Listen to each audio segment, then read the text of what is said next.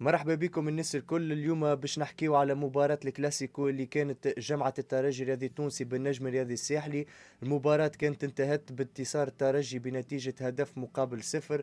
الهدف كان عن طريق اللاعب البرازيلي يانساس في الدقيقة 27 بعد التمهيد من اللاعب القنيشي.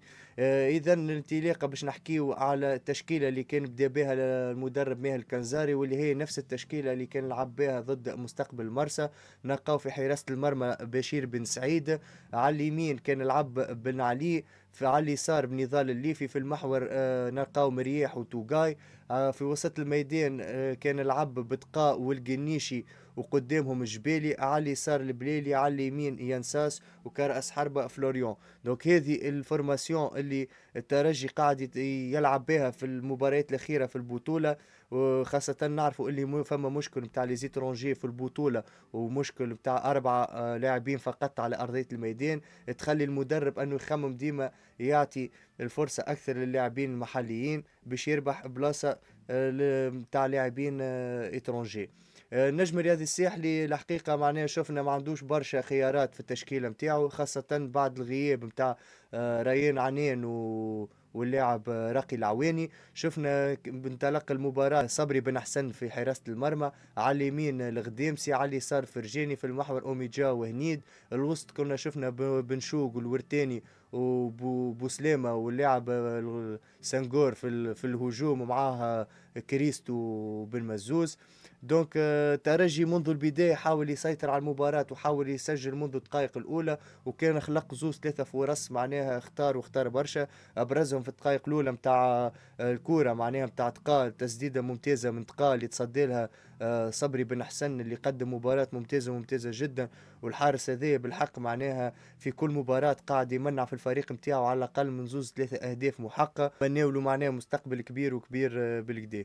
الترجي كما قلنا معناها سيطر منذ البداية، حاول انه يسجل منذ البداية، نجم ما قدمش برشا معناها، كان حاول انه يحافظ على نتيجة التعادل الاكثر وقت ممكن.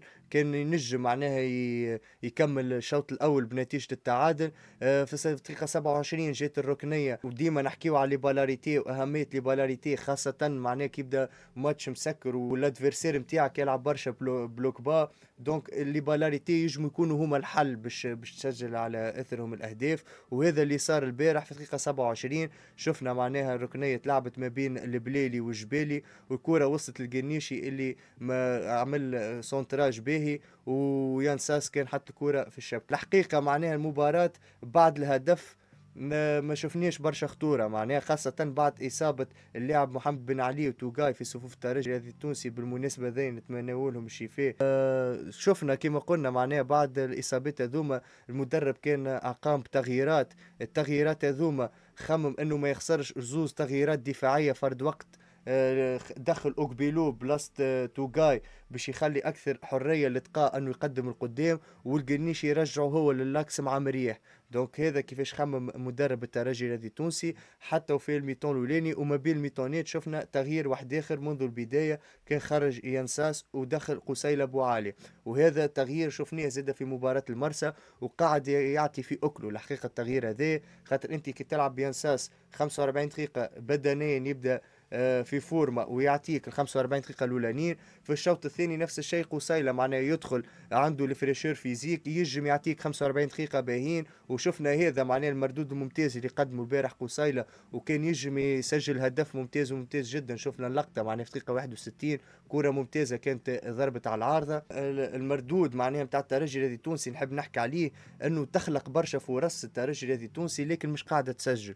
وهذه مشكلة معناها في المباريات الأخيرة قاعدة تتكرر، انه الترجي في كل مباراة يخلق 6 7 فرص محقة للتسجيل لكن مش قاعد يسجل، ويقعد في كل مباراة للآخر وهو معناه يلعب 1-0 متقدم 1-0، ويخلي روحه ستريسي لاخر الماتش وخايف معناه يقبل هدف، وشفنا البارح النجم الرياضي الساحلي كانت جاته كوره معناها في اخر مباراه، اللاعب نتاعو الشعبي لولا تالق الحارس بشير بن سعيد كانت الترجي الرياضي التونسي كان يجم الماتش يوفى تعادل.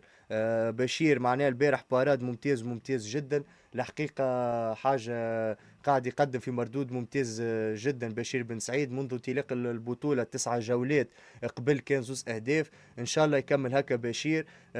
ترجي باش يستحق لاعبيه الكل تو في الشامبيونز ليج وقادمين على ماراثون تاع مباريات. الترجي باش يستحق اللاعبين المحليين، باش يستحق اللاعبيه لي زيترونجي، دونك ان شاء الله كلهم يبداو في فورمه باش يعطيو الاضافه للفريق. النقطة الأخرى نحب نحكي عليها اللي هو المردود الممتاز الحقيقة حسام تقا. عجبني برشا البارح حسام تقا، معناه مردود ممتاز وممتاز جدا، يعاون في أصحابه. بعد الانتقادات شفنا الموسم الفارط معناه برشا انتقادات على حسام تقا، والجمهور ما كانش راضي على المردود نتاعو، ولكن اللاعب شفناه قاعد يخدم ومركز على الخدمة نتاعو. في كل مرة المدرب يستحق ولا الترجي تعطيه فرصة يبرهن انه عنده بلاصة في الترجي الرياضي التونسي. والبارح شفنا معناها حتى هجوميا مردوده تحسن وتحسن بالكدا. كان حاول يسدد، كان حاول يعاون اصحابه، شفناه معناها يقدم برشا القدام، حقيقة قاعد يخدم اللاعب هذايا، ولياقة بدنية ممتازة ممتازة جدا. شفناه البارح حتى في دقيقة 85 دقيقة 90 في نهاية المباراة، شفناه هو اللاعب الوحيد اللي قاعد يضغط على دفاعات النجم الرياضي الساحلي باش ما يخليهمش يخرجوا كرة بسهولة. وشفناه معناه الحقيقة جينيرو برشا اللاعب هذايا. حتى الجنيشي قاعد تحسن مع 2 مباريات الاخرانيين قاعد يقدم في مع مباريات باهيه. نتمنى انه اللاعبين الكل معناه يكونوا في الاوج نتاع العطاء نتاعهم، خاطر ترجي كما قلنا خاصه في ظل مشكل قانون الاجانب في البطوله، الترجي يستحق لاعبيه الكل. اما نقطه نحب نحكي عليها نقطه سلبيه شويه في المباراه وفي مردود الترجي في المباريات الاخرانيين الكل، اللي هو من بعض الاغلاط الدفاعيه. فما بعض الاغلاط الدفاعيه لازم الترجي الذي التونسي يتفاداهم. خاصة معناها شفنا البارح فما لقطة ما بين مريح والبليلي، كانت فما باس قصيرة من مريح ومهاجم النجم كان باش يفتك الكرة وهجوم معاكس، على اثر ارتكب البليلي المخالفة وخذا ورقة صفراء اللي باش تخليه يغيب على المباراة الجاية امام ترجي جرجيس.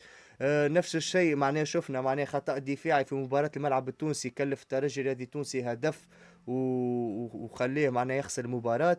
وفي مباراة أسفان بعد معناه في الشامبيونز ليج الهدف اللي كانت قبلته الترجي الرياضي التونسي، حتى لو كانت النتيجة ما كانتش مهمة برشا معناه للترجي في ظل أنه في مباراة الذهاب كانت ربحت 3 أهداف مقابل 0، لكن الغلطة اللي شفناها ما بين توغاي وأوكبيلو كلفت الترجي هدف. أغلاط كمن هذه راهو ما لازمهاش في الشامبيونز ليج، تو باش تدخل معناها أطراح في الشامبيونز ليج اللي يكون هدف فيها بحسابه، ما نجمكش تعمل أغلاط كيما كي، ولازم الترجي يتفادى نوعية الأغلاط هذيا في نيفو الكبير. تو في الشامبيونز ليج راهو الهدف بحسابه مع جمعيات عندها مهاجمين سريعين ومهاجمين قناصة، معناها كرات كيما هذيا راهي لا تغتفر.